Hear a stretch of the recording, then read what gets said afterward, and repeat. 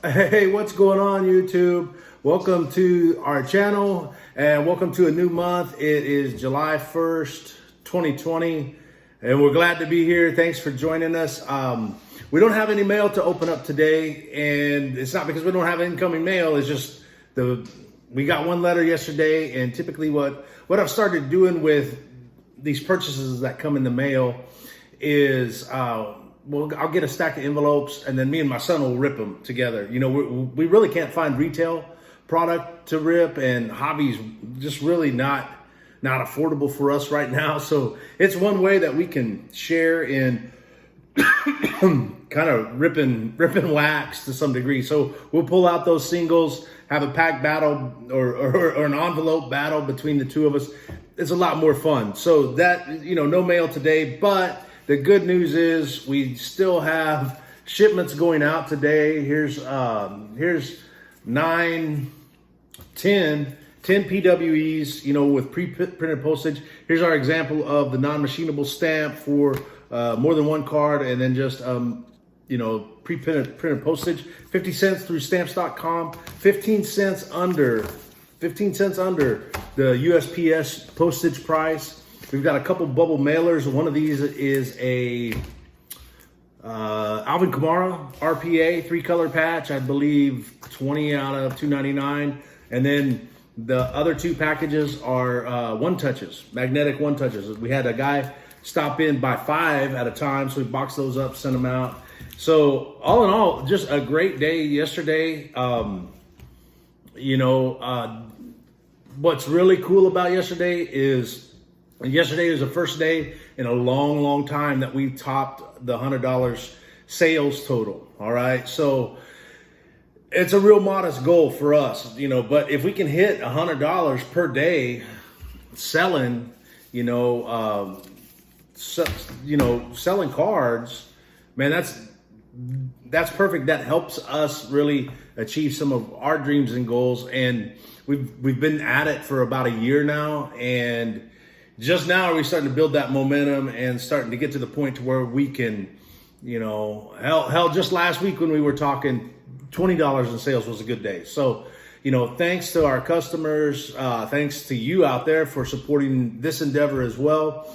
You know, we couldn't do it without their support and their goodwill. And that brings me to my next point. And I'd like to give like a public shout out, and he or she doesn't know I'm doing it yet, but eBay user Joseph Fermini _4, Joseph Fermini _4 saved our bacon, and we can't thank you enough. And here's the scenario, and here's the situation. So we had listed this card, and this is one of the cards that we got in not too long ago. I think like last week we shared this with you guys, but this 2017 Prism Deshaun Watson red, white, and blue rookie card. And, you know, it wasn't numbered or anything like that. I'm trying to get it in a place where it has a glitter. So with this rookie card, we listed it. We got it on the market last night. It was like our last card listed of the day. And we shut everything down, went to bed, woke up this morning, checked our orders, and we did have some new orders that had came in, but we also had a message, and this message was about this card. And what the buyer had done was zoomed in on a area of the card where it looked like there was a possible scratch on the card. And he asked, hey, is there a scratch on this card? You know, I didn't notice it when I was when I was going through the ingestion process of photographing the cards, and that's bad on me. So, but we'll get into that in a minute. But he asked, is there a scratch on that card? So we went and we looked at that card closer. I used my phone and zoomed in real close and held it at different angles just in my hand.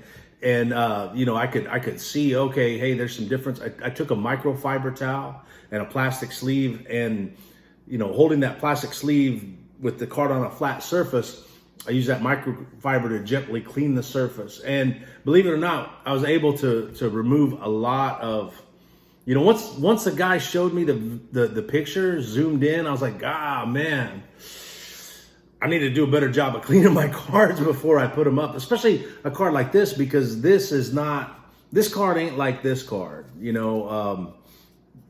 Two totally different Two totally different products. All right. And not saying that these are coming out damaged. They're not. We inspect them, but there's a difference in the two. And if we're going to put these online, it's imperative that we do our due diligence and make sure we don't have a customer come back and say, hey, man, is that card scratched?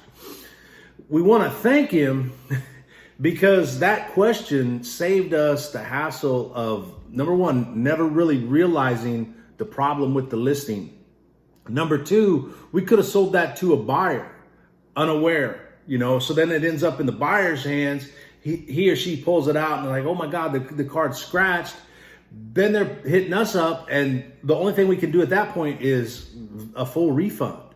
And typically what we do, if we refund your money, man, keep the card. It's on us. It's on us as a seller to know that, hey, what we're putting up there on the shelf is good to go, man. We can't afford that. So, we looked at it, we fixed it.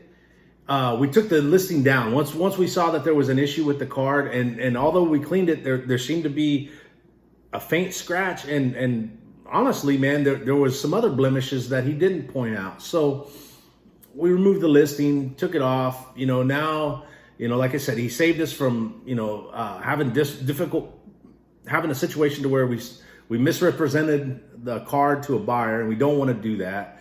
It saved us from the headache of having to go through the return or a chargeback. It also saved us the possibility of negative feedback or an unsatisfied customer. And that's the big thing, man. I mean, like I said, it's taken us a year to get to the point to where we're doing this. And that's what a lot of us won't learn about or be told about in the current card market. It's a lot easier to say, hey, I sold this for $100. I bought it for 10, sold it for 100. I made $90. It doesn't really work like that. What it really takes is several hours of listing product, packing product. There's a lot of hidden costs and not just monetary expense, but time as well. And so that kind of situation saves us so much. And it allows us a chance to refine our process. So now what we will do is when we ingest cards, it's typically about 70 cards. We'll take photos of the front and the back, and we just go through the whole stack. Excuse me. We go through that whole stack. So maybe now what we need to do is work on a smaller stack of cards, be more diligent in the process of inspection, and then cleaning the cards, and at the end of the day, we're going to be better for it. And if it wasn't for guys and gals like Joseph Fermi _4, if it wasn't for buyers and other eBay users like that, we'd never know how to improve. So thanks to Joseph Fermi _4. Thank you for tuning in. We'll be back. And until then, keep living the hobby high life.